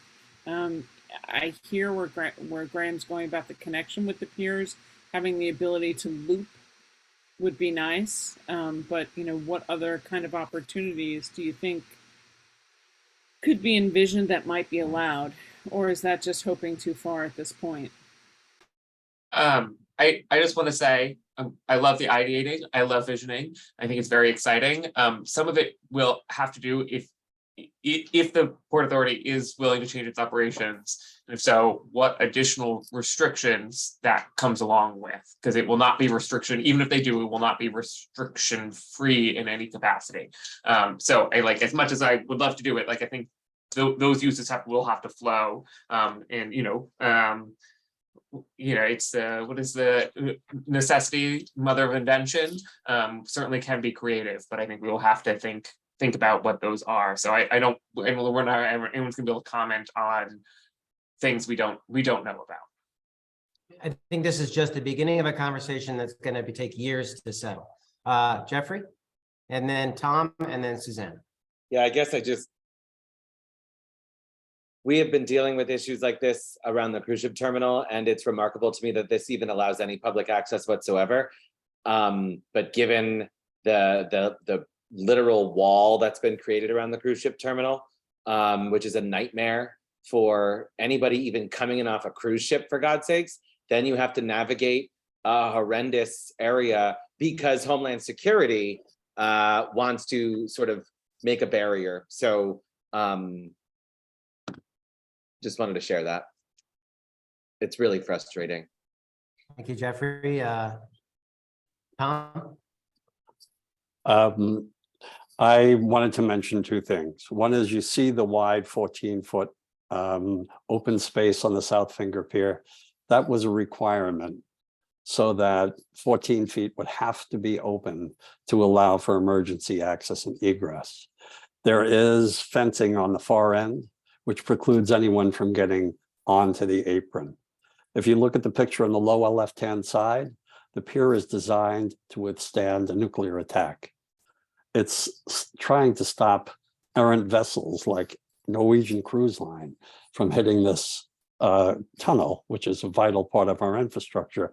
Look at the size of the fenders, the steel, and everything else on the side of this pier. Its primary purpose is protecting that vent shaft. And Graham, the original plan that community boards 1 and 2 supported had a connection between the two with a lattice so that you could access the water beneath it and had facilities on it.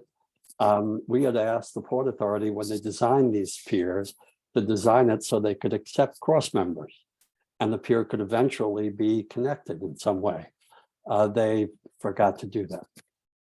But there is absolutely no reason, in my opinion, and we should follow up here in terms of every concern with safety. But there's a half an acre of open space in Lower Manhattan on the waterfront, precious resource. Thank you, Tom. Susanna? I was just going to reiterate something I think, Daniel, that you said, which is when any new piece of open space can be added to our park, that's a great thing. And then what we do with that is a secondary process. How we plan for that is a whole other process.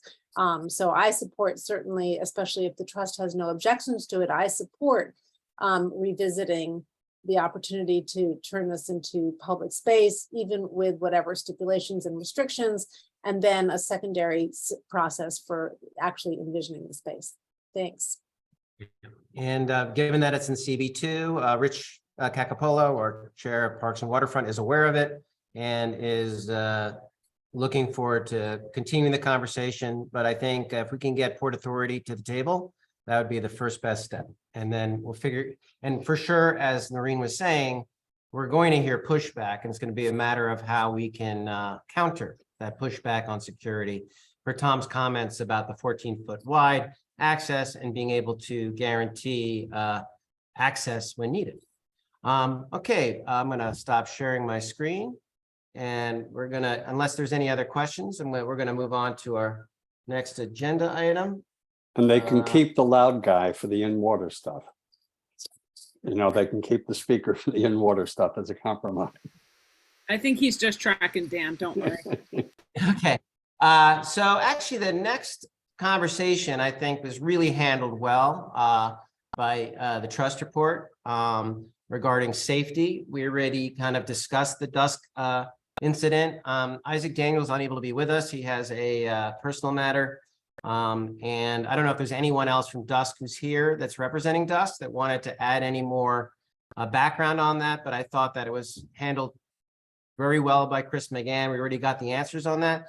The only thing that came up during an executive committee meeting was just an update on when you have homeless in the park. I know you guys are working with services, but what's the protocol when someone is homeless? Who do you call, and how is that handled? If someone from the trust can answer that question. I'm sorry. So usually when PEP encounters the homeless, they offer services, and who's called depends on what sort of service they want. As a general rule, we go through 311 on almost everything. To create the notification, to create a record, and so forth. And then some of the senior PEP supervision is involved with the city's task forces on homelessness. So they go through that, but it pretty much, there's not a standard referral. It would depend on what sort of services they were looking for.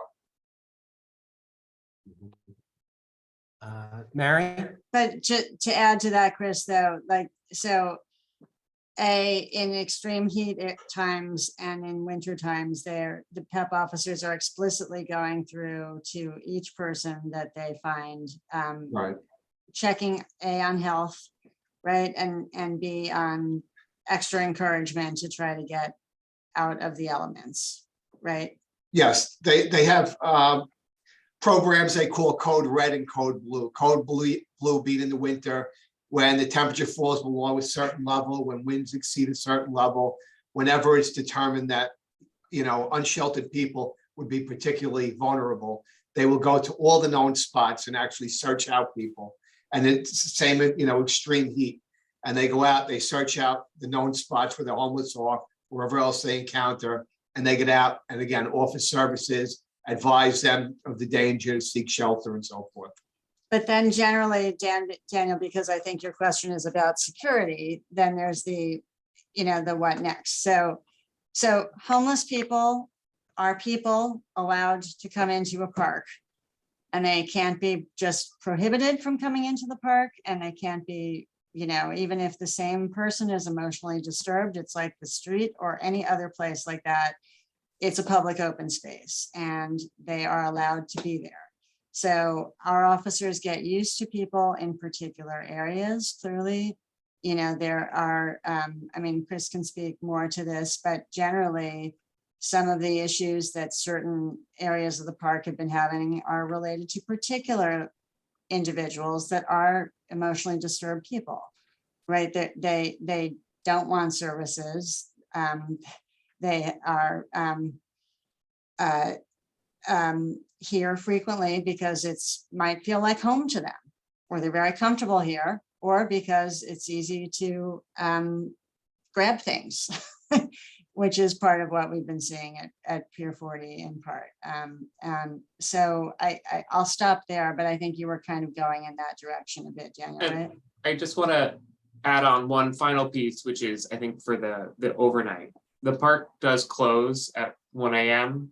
And we do encourage everyone to leave, and that I think largely we don't see some of the encampment problems that the city has elsewhere, in part because we have a closing time where folks are encouraged, and PEP works to help people leave the park, right, Chris? Yes, absolutely. So, right, most of the PEP officers come to know the homeless people, and they all seem to have a routine, whether they're here in the daytime or at nighttime.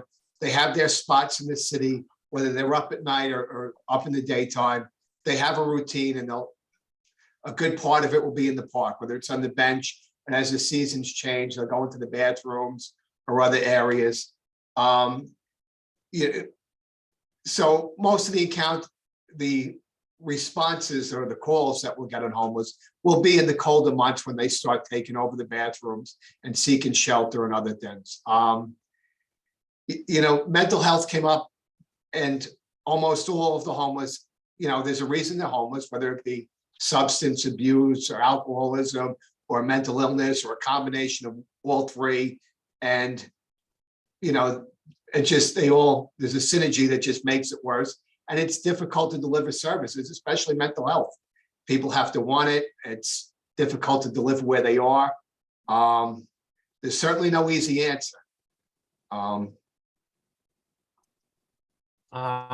Thank you. Mary? I think that discussion explored it pretty well. I remember during the executive committee discussion of this, that what had brought it up again, because we all know this is a difficult problem, is that it was the same person over and over again. And I think it was Tammy said, is there a way to bring the homeless services in sort of ahead of time? Or Noreen kind of alluded to this, going to the key places where they show up. or, because I think some of it sounded like you call them after there's been an encounter. Is there a way to, I mean, I know they can't be everywhere all the time, just like the PEP officers and the police, but is there something a little bit more proactive? And I don't know. We all know it's hard. I think, and this is a key piece to remember, and it's one that is a issue in homeless services citywide, and even the Department of Homeless Services will be clear about this. There are a lot of folks who have, it's not that they haven't been offered services, it's not that they do not have the opportunity to go to the shelter, it's that they are not interested in doing it for whatever reasons, whether it's conditions in the shelter, whether it's how safe they feel there, whether it is their ability to follow through on programming and maintain it, or that they are sort of rejecting that path for their life. And it's not that the services have not been offered for the vast majority of people. It's why without a need, there are a number of people, particularly in the warmer months, who prefer to be on the street than be in any of that. Now, you obviously see a switch when the weather changes and there is more of a physical need to be inside, but it's not for lack of offer for the most part. Susanna? In addition, Maria. sorry, just the PEP officers actually do organize proactive outreach with citywide task forces of groups that come out and offer different types of services. So that does happen at our request several times a year. And then in addition, I will credit our PEP officers. They've even done things like holiday campaigns where they collect on their own volition. Our officers have collected scarves and toothpaste and all kinds of other things like that as ways to bring them to our regulars in the park as a way to try to build trust and create a two-way street here. So there are lots of approaches tried. And I mean, I think there's a reason the whole city is discussing this general topic these days. Susanna?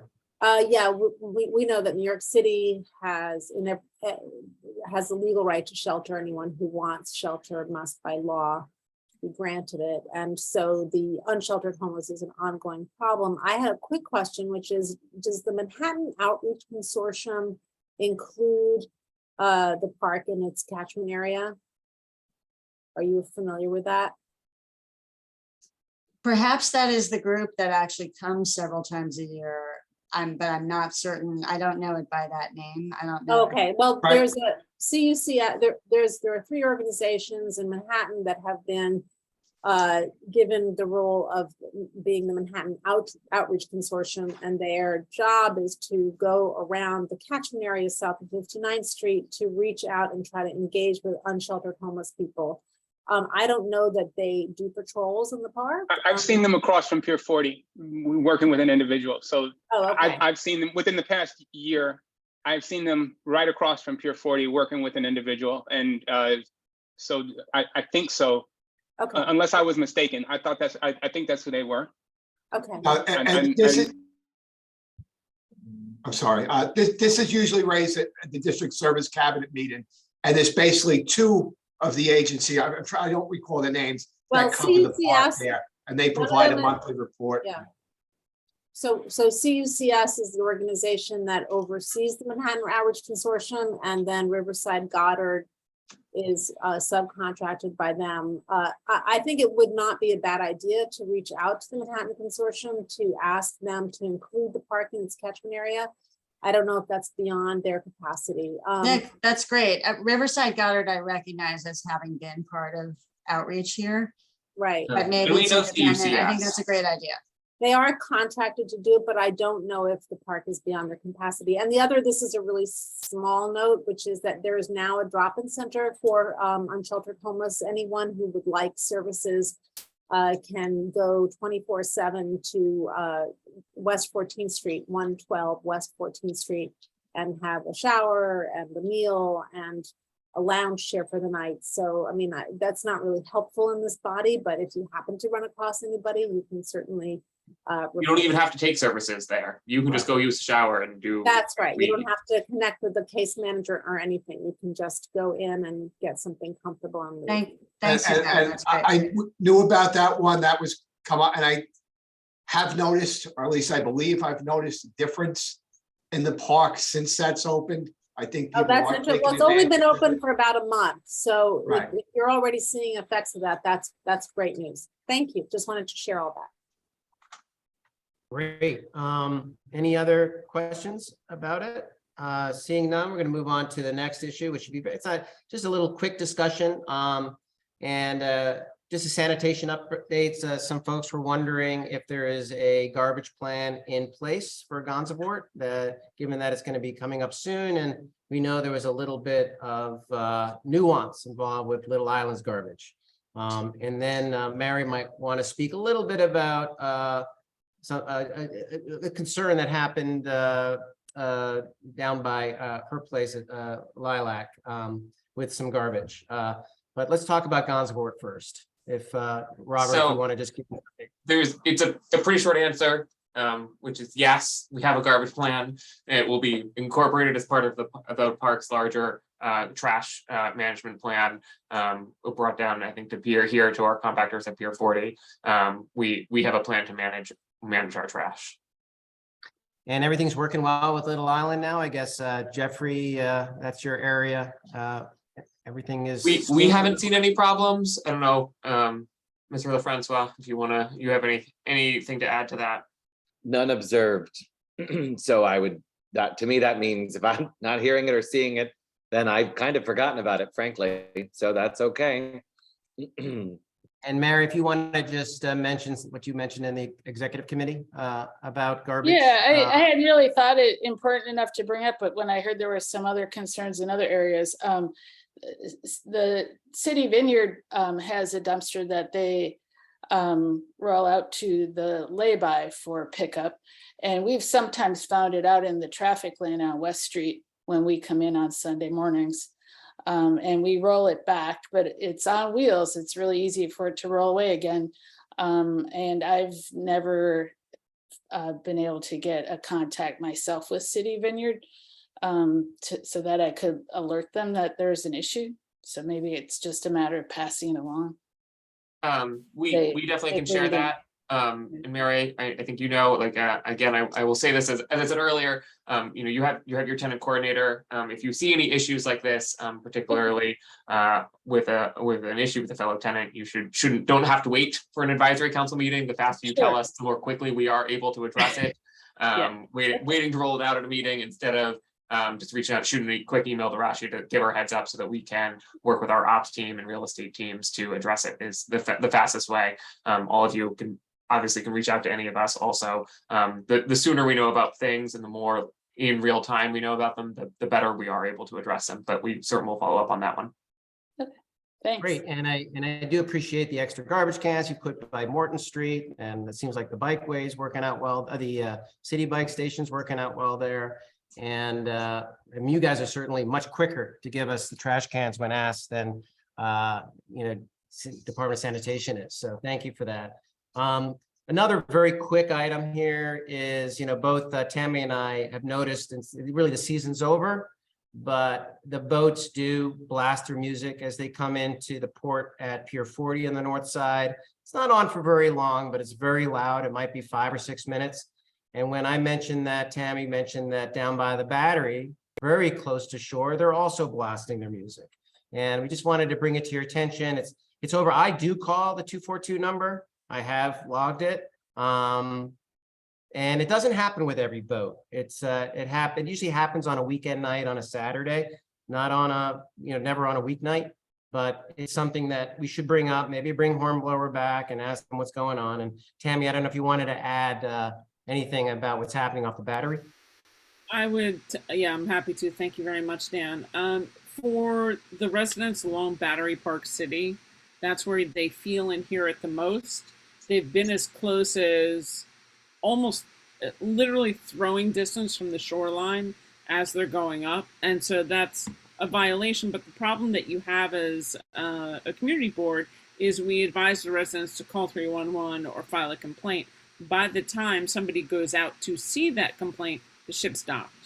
So what they're getting is, sorry, boat's not seen, or, incident not found, because the boat's moving. So there's no way, short of, if you're in your apartment, opening the window, trying to take a picture of the boat, waiting to try and get the name or the license or whatever, which is a little struggle. So I would prefer if we can approach them and have a dialogue about making sure they stay away from the wall, the retaining wall, stay out in the middle. And quite frankly, sound travels a little more. I can share a video with sound that you can hear every lyric from my apartment. So, but I just Open was water. over pretty much, but a little note to them. They were very responsive the last time. It seems like they forgot about it since COVID. They haven't been here since 2019. So, So I will blame some of the boats done by Battery Park City on Rob's former area over New Jersey, and the boats that they send over to us. However, I think, Rob, do you want to talk a little bit about what some of the stuff we've been doing on tracking some of the hornblower issues? Yeah, Hornblower has been pretty active at Pier 40 this summer. I mean, there were countless boats going out of there. And Hornblower is fully aware that they are not allowed to play music while they're dockside. And we have bi-weekly operational meetings where we talk about any and all operational issues with them. Everything from security to music to whatever it may be. This isn't necessarily dockside. This is travel side. That's well, mine is dockside. So I'm definitely dockside at Pier 40. And it usually doesn't happen at the beginning. It happens when they come in to shore. It's very rare that they're playing it early in the evening. It happens at midnight or 12:15, 12:30. Right. So if we hear of these complaints, and we recently went through an exercise where we were getting complaints, and I'm just for openness and awareness, where potentially there was some noise or music coming out of Pier 83. And so, we in that case, it wasn't certain whether it was our tenant there, but we made sure to remind our tenant. And in those cases, we also looked at the schedule that we have for evening boats that were coming up, and we sent patrols out there and at night to be able to observe it, to see if that issue was persisting or caused by that tenant, and we were able to confirm that it wasn't. And so, as we know about these issues, we certainly will proactively address it directly through a landlord-tenant relationship, but also through a compliance and enforcement situation with utilizing our PEP officers. When it's out in the water, I think it's a little harder for us to control, and Noreen may have some history about this. I don't. I mean, Tammy, this is the first time in all my years that particular one has come up. I can easily imagine that sound travels. I'm aware it does. I guess a challenge for us as well would be how do we know it's a particular tenant from a particular pier, from a particular whatever, right? So even along the Hudson River, there are ones where we're not the direct landlord as we are for Hornblower at Pier 40. So maybe we can talk offline with you about what kind of observations you've had, just to see if we, however much we can drill down on that and generally make people aware that we did get this complaint through this body as well. But if we can get more information from you, that's also useful. Daniel, I'm glad that you're using the 24/7 number when that happens. I'm sure Rob would be happy to know when you have called in such complaints, if it's not happening constantly and whatever, that way we can directly follow up on specifics as well. I'll do that. I'll look for the video and then I'll know exactly when I called. So it was a while ago. It was probably in August. We didn't talk about it in September with other issues, but thanks for, once again, the season's kind of over, but we'll keep an eye on it. And Tom, you had a comment, a question? Just an observation as a former boat owner. Sound does bounce off the water. It's been a big problem on waterfront attractions. But one of the things the trust might do, you can't control the Battery Park situation, is require a horn blower to stop their music as they're approaching the pier. This would A, give Daniel a little more peace, but B, might even help them clear the boat quicker. Because if people are listening to music and dancing and hanging out, they're less likely to move towards the exits in an orderly fashion. So it may be to their benefit, actually. That's a good idea. I think there is a restriction of some sort about not playing dockside or not playing audibly at dockside, but that is a good idea. And Tammy, this is just my final additional thought. Your issue reminds me a lot of the floating billboard issue, if everyone remembers from pre-pandemic. That did actually require, I think maybe the city law department did it because it was tied to a highway or somehow. Senator Wellman did it.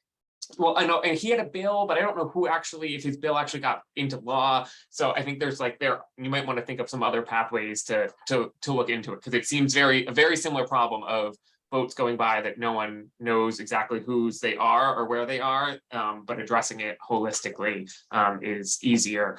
Again, I blame Mr. Rodriguez's former state. Yeah, I dealt with the billboard issue on the other side of the river for a few years too. So yeah, fully familiar. And yeah, that soundtrack, particularly at night. I mean, when the city's a little bit quieter, the highway's not as busy, that sound travels for quite a distance, all over the place. So I it have no affects doubt. both sides of the water. I am not on the first floor. I am a block off, and I can hear it. I can hear whose bar mitzvah and wedding it is in my apartment. Just for information, every boat has an AIS system which identifies the vessel and its location. So I just want to throw a trump card back to the Manhattan cruise ship terminal, of which I live 2 blocks from. The Disney cruise ship plays the Disney theme song as their horn, and that is what should be illegal, because it is. Oh, I cannot tell you what that is like. But anyway, sorry. It's fabulous when you're on the boat. I'm sorry. It shouldn't be allowed until you are able to gamble. Like, get out into the international waters before you start playing that horn. I'll have to listen for it. I'll have to come up and listen to that Disney song. Anyway, we're gonna move on to new business. We have 2 items in new business. One is I wanted to make sure everybody saw Rob Buchanan's note. Now that Gansevoort will be coming online, and there's just to summarize it, there's designated locations within the state's Hudson River Greenway Water Trail, the New York City Water Trail, and I guess the idea, and I might have this wrong, is that individual boaters can actually come up and dock on any public dock, but you need a waiver to do so. And he was asking to kind of create maybe a subcommittee to brainstorm on how we can relieve the burden of the boathouses and actually create some kind of a system where someone signs a waiver, so that when Gansevoort, for instance, is online and there's no operator there, that actually the trust is covered by someone signing a waiver to dock on Gansevoort, for instance. But anyway, we can talk about that in the future. But that's just something to think about, maybe something that we create before Gansevoort goes online. And I'd be happy to participate in that, since I'd be probably one of the users of docking at Gansevoort. Daniel, And then you can say a brief sentence about that. And follow up if the exact time and location is recorded. So Jim, just on that one, I think Rob's question was, we recently, and it was in the trust report, we recently released an RFP for our boathouses. We have for our 4 boathouses in the parks. In the park, we have a number of free and low-cost operators who provide basically one of our key ways that we provide our public water access. I think, as Graham has said before, we have one of the densest free kayaking water access programs in the city here in the park. It is in no small part from our partners at our boathouses. I know some folks are here, so I don't want to speak too much about it as part of our RSP. We do require our current boathouses now, as part of their public access commitments and as part of essentially having free rent or free or low cost rent for it, that they provide public access to the public dock and maintain it. And it is a key piece of our public access commitments that the park makes. And that is it. We are obviously we are happy to talk about Gansor and the kayak piece, but when it comes for the RFP, it is something that we require of our boathouse operators, and that we have included as part of this request. Great. Susanna? Sorry, I have a question about that because I'm just trying to understand why we would need a task force. Kayaks going to Gansevoort would be a liability issue for the trust, not for the boathouses. So can't we just let the trust sort that out? I'm not sure why we need a task force for that. Well, anyway, it's new business. We're going to talk about it later because we're coming back to the end of the meeting. I'm going to close the discussion on that, and I want to introduce a really great toolkit that Michael Wiggins introduced to me, and it's something that I would like to dedicate like half a meeting to in the next month or so. And Michael, if you wouldn't kind of give us a summary on what you shared with me. Okay, Dan. Thanks, Dan. We talked earlier today. I'll put this in the chat. It is a link to a toolkit, a community toolkit created by the Highline Network. This goes back to the EDI committee. So the EDI committee has not met since the spring, since before summer. We ended and said that we were going to have some conversation at our last meeting. At the last full meeting of the advisory council, I said that we would have a meeting. We did not have a meeting. Instead, I spoke to Dan about this idea. The job for the EDI committee has been to crowdsource tactics and approaches to equity, diversity, inclusion, accessibility, to do that, and then to put something together. And we were going to share it with the group and with the field eventually. It's been a lugubrious process. I think it's a difficult process. We're not even really in some ways set up to do it right. But we're starting, and our intention is really strong. So my suggestion right here, and I brought it to Dan, and I spoke to the Highline just to see the Highline Network, just to see if they were interested, is that we would take a look at this really comprehensive document. They put a lot of time into it. They put a lot of research into it. I don't think it's not a one-to-one thing for our purposes, but it can give us some ideas about how to talk. And I asked Dan if he thought it might be possible for the Highline to either present to the committee. That would be cool. But I think we have come up with next steps, and I'll let Dan identify those next steps as the leader. Yeah, so I plan on meeting with the makers of the toolkit, learning a little bit about it, and then having them present to the advisory council in the near future. So some of these programs take a long time to get through. I also recommend you taking a look at the case studies that can really get the creative juices flowing and seeing what is possible. And of course, we'd want the trust's blessing with some of this, and we'd need to have their stewardship to make any of these things happen. But I think it's a good thing for us to do. I think it's a wonderful resource. And if they're willing to come and share their knowledge with us, I think that we'd all benefit. And then I know Tom, people might have questions and things, but I want to make sure for me, I think the one really positive outcome from engaging with this toolkit would be that we would be able to ask better questions. Our job is to support, and one way we support is by asking intelligent, useful questions. And so I think us engaging with this work, this really, really good document, and all these ideas coming through that, I'm pretty sure we will be able to ask better questions in support of our colleagues at the Trust, which is really, I think, our main job.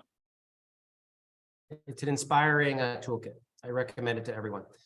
And thank you, Michael, for bringing it to our attention. Thanks, Dan, as well. I'm about to call the end of the meeting because it is 8:31, but Tom, do you have something else to share? Your hand is up. No, Rob, you have something to share? Yeah, just real quick. The New York State, I just put something in the chat. New York State has asked for information about public use of the state saline waters. They're going to use that information to maybe revise water quality standards. And so we've been working with Riverkeeper and Pratt Institute on this other link to do an interactive map. Graham and other folks have contributed a lot of information, but I'd encourage everybody in the advisory committee to take a look at the map. It's an easy way to get information about how you're using the waters of the park. And obviously would encourage Hudson River Park Trust to also maybe let the state know officially about the public use that they enable on in the state's waters. So thanks. I'm happy to talk more about it, but I know it's late. Yeah, I think we're setting ourselves up for our next meeting. I'm hoping to hold one in December early. And I would like a motion to adjourn. You have a second? See Tammy's hands right up. So thanks everyone for a good meeting. Got a lot done today, and feel free to share your thoughts, and looking forward to seeing you in a month or so. Right now, we're probably going to continue to stick with the second Tuesday every month. We did change it because it's election day next week. But hopefully mark your calendars for the second Tuesday of the month in December, and that would be earmarked for our meeting. Thank you so much. Thanks, everybody. Thanks, everyone. Bye.